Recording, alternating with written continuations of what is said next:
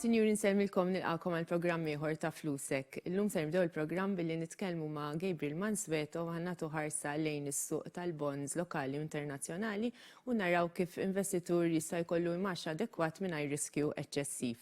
Fit-tieni parti tal-programm mbagħad ser nintaqgħu ma' Steve Ellul sabiex nitkellmu fuq investiment sostenibbli. Gabriel, Steve, nsellmilkom u nilqakom għall-programm. Gabriel, ser nibdew bil nitkellmu fuq is-suq tal-bonds. Is-suq tal-bonds internazzjonali u dak tal-gvern lokali kellhom bidu ta' sena pożittiva. Meta qabluhom mas-sena l-oħra 2019 fejn ir-rati tal-imax kienu niżlu u l-valur tal-bonds kienu telgħu. X'wassal għal dan? Kien hemm diversi fatturi li fl-ewwel ġimgħa ta' din is-sena kif ukoll anke matul 2019 rajna kif għattajab inti il-valur tal-bonds jitla fil-valur hekk kif l-aspettattivi li r-rati tal-imax se jibqgħu baxxi. Kif ukoll ir-rata tal-inflazzjoni u anke tkabbir ekonomiku fuq livell globali jidher huwa mistenni wkoll li jibqa' f'livelli baxxi. Fl-2019 konna rajna wkoll ir-Renju l-Istati Uniti baxxu ir-rati tal-imax għal 4 darbiet wara li fl-2018 rajna l-oppost fejn ir-rati tal-imax kienu tilgħin u hekk kif ir-rati tal-imax bdew niżlin fl-2019 dik għenet biex il-valur tal-bonds beda javvanza. Madankollu kien hemm ukoll l-inċertezzi politiċi li ddominaw biex nistgħu ngħidu hekk l-aħbarijiet internazzjonali, Brexit, il-gwerra tan-negozju bejn iċ-Ċina u l-Amerika u l-Istati Uniti li dan kollu joħloq inċertezza u importanti nżommu f'moħħna li l-bonds għandhom tendenza l-bonds ta' kwalità tajba għandhom tendenza li jgwadanjaw fil-valur meta tinħoloq l-inċertezza. Fl-2020 bdejna s-sena nistgħu ngħidu bi ftit jew l-attenzjoni tal-investitur ma kienx fuq dik politika, imma f'moħħu l-investitur għandu jew l-aspettattivi huma li r-rati tal-imax se jibqgħu baxxi u dik għenet il-bonds, però barra minn hekk faqqat ukoll il-coronavirus li ddominat nistgħu ngħidu il-headlines u anke llum stess qabel tħanna dal-programm it-treasuries Amerikani dawk li maturaw fi żmien 30 sena laħqu l-inqas livell baxx hekk kif din l-inċertezza jidher li qiegħda tbeżża lill-investituri tal-bonds. Is-suq tal-bonds tal-Gvern Malti nistgħu ngħidu imxew simili ħafna ma' dawk il-bonds ta' kwalità tajba fl-Ewropa u kif daw gwadanjaw fil-valur anke l-bonds tal-Gvern Malti komplew jgwadanjaw mal-ewwel ġimgħat tas-sena kif għamlu wkoll fl-2019. Issa dak kif għadt li l-bonds tal-Gvern ġeneralment jimxu in line ma' però mhux il-każ fil-bonds ta' kumpaniji fejn ġeneralment dawn ma jimxux in line mal-bonds tal-Gvern u ta' kumpaniji oħra barranin fuq livell internazzjonali. Kif marru dawn il-bonds riċentament? Il-bonds tal-kumpaniji li għandna kwotati wkoll fuq il-Borża ta' Malta normalment kif qed tajjeb ma jimxux fl-istess mudell jew fl-istess triq biex ngħidu hekk li jimxu magħhom il-bonds tal-Gvern.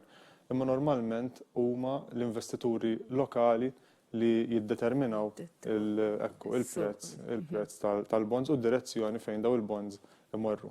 Allura nistgħu ngħidu li hija d-domanda mill-investituri lokali li twassal għal tibdil fid-direzzjoni ta' daw il-bonds. Matul din is-sena nistgħu ngħidu rajna żieda wkoll fil-prezzijiet ġeneralment ta' daw il-bonds. Fl-2019 ukoll rajna kienet sena pożittiva minkejja li fl-aħħar ftit xhur tas-sena rajna tnaqqis fil-valur, però din is-sena hekk kif l-ammont ta' bonds ġodda fis-suq primarju s'issa ma kellna l-ebda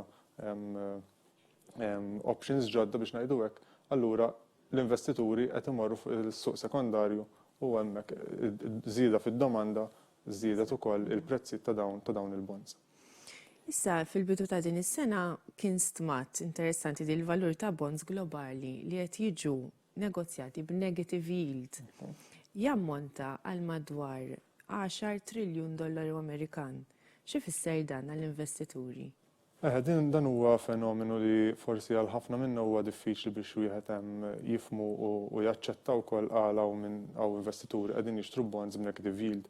Ma dan ifisser li jekk jiena investitur qed nixtri bond li qed irendili negative yield ifisser jekk jien dak il-bond ħanżommu sal-maturità naf biċ-ċert li ħanitlef il-flus. Jiġifieri li maxxiet li ħajrendili dak il-bond mihomx biżżejjed biex ikopru l-ispejjeż li nkun qiegħed inħallas illum biex nidħol għalih. Hemm diversi raġunijiet jew hemm diversi opinjonijiet differenti għala daw it-tip ta' bonds jew għaw daw it-tip ta' bonds fis-suq.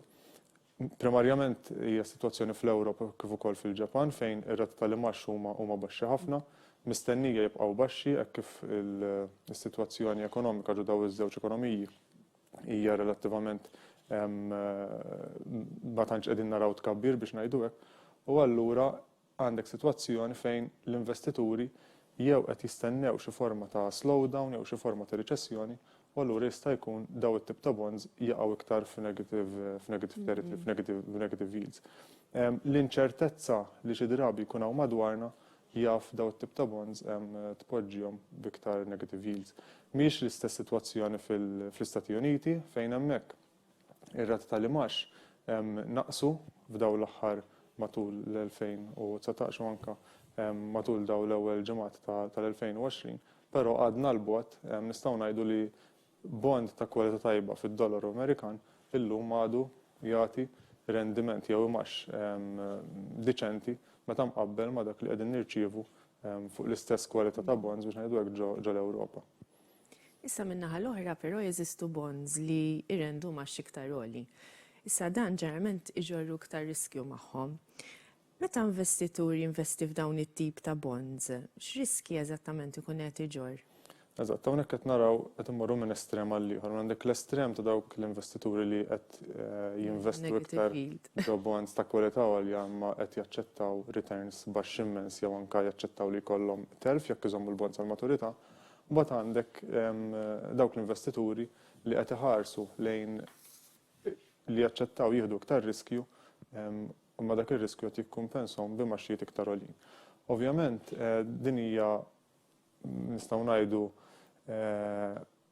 wave li rajna f'daw l-aħħar snin kif ir-rati tal-imax bdew niżlin. L-investituri bdew ħarsu lejn alternattivi b'iktar imax għoli, imma daw l-alternattivi ġabu magħhom ukoll riskju ikbar.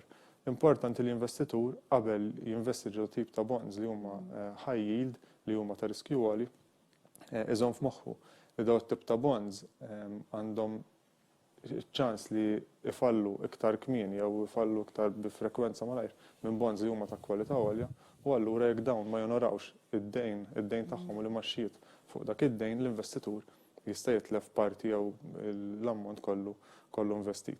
Mela l-investitur irid jara l-ewwel jekk dak it-tip ta' investimenti għandhomx ikunu parti mill-portafol tiegħu, jekk ir-riskju ta' li lest jittollera l-investitur hux ekwivalenti għar-riskju li jġorr dak it-tip ta' bond. Alternattiva għal daw it-tip ta' bonds tista' tkun flok investituri jinvesti ġo bonds individwali ta' natura high risk jinvesti ġo strateġija li tinvesti ġo daw it-tip ta' bonds.